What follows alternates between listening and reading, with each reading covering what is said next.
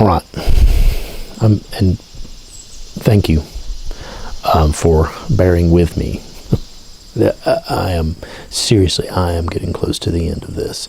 Just two more main topics I want to cover in this extraordinarily long update, which I think what I'm going to do is I'm going to have it as a complete long volume, but then also have it broken down into parts, and that way, you just want a little chunk at a time, because by just all of this all at once, oh my, might be too much, might be overpowering, might be just too much to take. You might have to break it down a little at a time.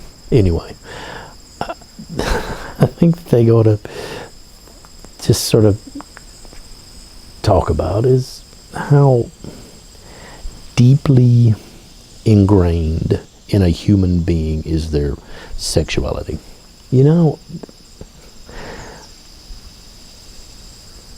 Sexuality does not begin. A person's interests, their desires, their thoughts and feelings and whatever.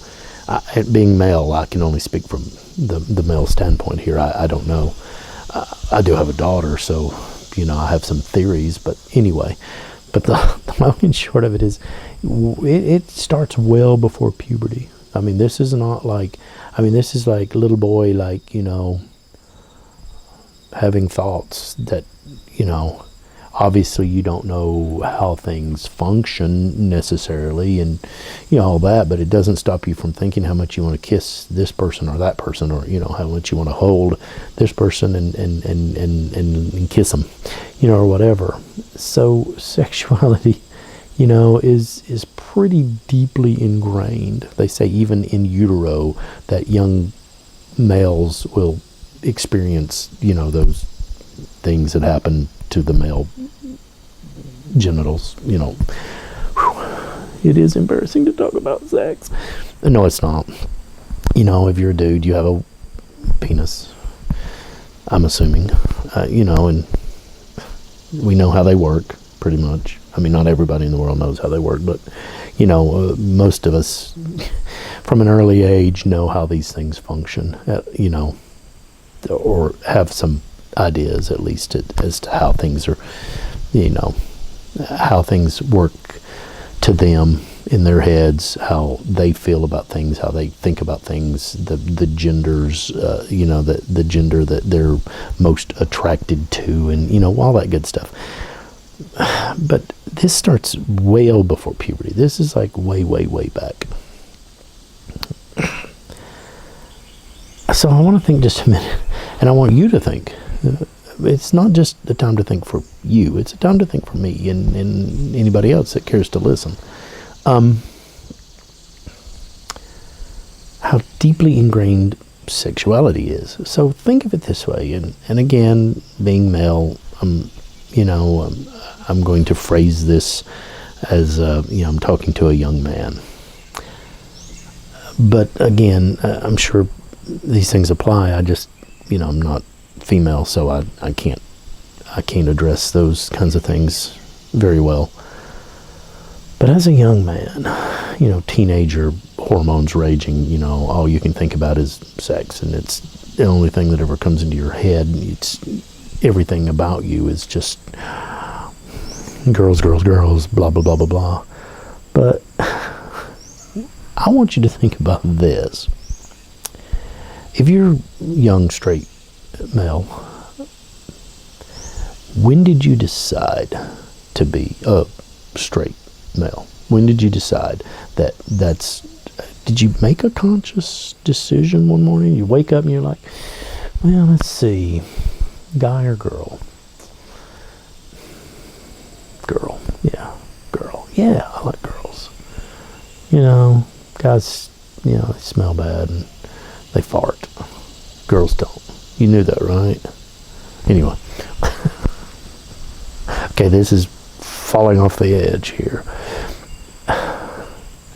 The thing of it is that while, yes, there are individuals in this world that will, that they may have they may really not care. They may have interests in both genders, or whatever. Everything seems to be getting all sorts of gray in the here and now. But the long and short of it is that generally there's a specific gender I think that most individuals find an attraction to, or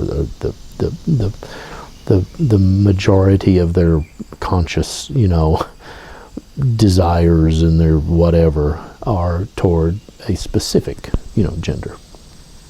And again, there's all sorts of cases where you might be coerced into having a relationship with the other gender, or whatever. There are people who are so lonely that they would anybody who will show them affection, they'll be willing to have those types of relationships with. But again, most of the time, at least most of the young men I've known in my life have been like girl, and it's the only thing that they think about, and it's the only every action in their life is basically to win over a girl, or whatever, and that's fine, I guess, as long as again you wait until that wedding night, which they don't. But anyway, beside the point. But the thing of it is, for the most of us, you don't choose. You don't wake up one morning and make that a conscious decision. You don't just wake up and say, I've given it some thought, and I think I like girls. So if you as a young heterosexual male didn't wake up one morning and decide, consciously make the decision to like girls, it's just kind of always been that way. It's how you've always felt. From very early age, you were, on fire for young ladies. Why do you assume that gay people did at some point just up and decide that they were straight up until one morning they woke up and decided, I think I'd rather not do the heterosexual thing. I think I'd rather be gay.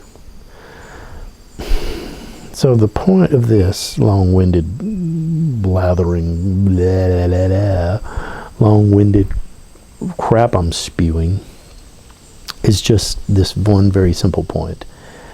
If a gay man did not wake up one morning and say, I thought I was going to like girls, but no, I think I'm going to change. If they didn't make that conscious decision, why don't you cut them a little slack? Sure, if they engage in those behaviors and you're a Christian, you can say that is a sinful behavior, and that's fine, and that's fine. If that's what they choose, that's what they choose. The only thing you can do if you are a Christian is just to keep on loving them, and if they ever ask, how you as a straight man who goes to church, how you can love them, and you tell them that it's because God loved me first and God loves you, and I'm here on this planet for nothing more than to show anybody that's interested that this is who God is, and He loves you, and that doesn't mean your every behavior is acceptable. There are sinful behaviors. There are things that God says, this is not the way it's supposed to go. But don't take a stick to them. Don't beat them around the ears.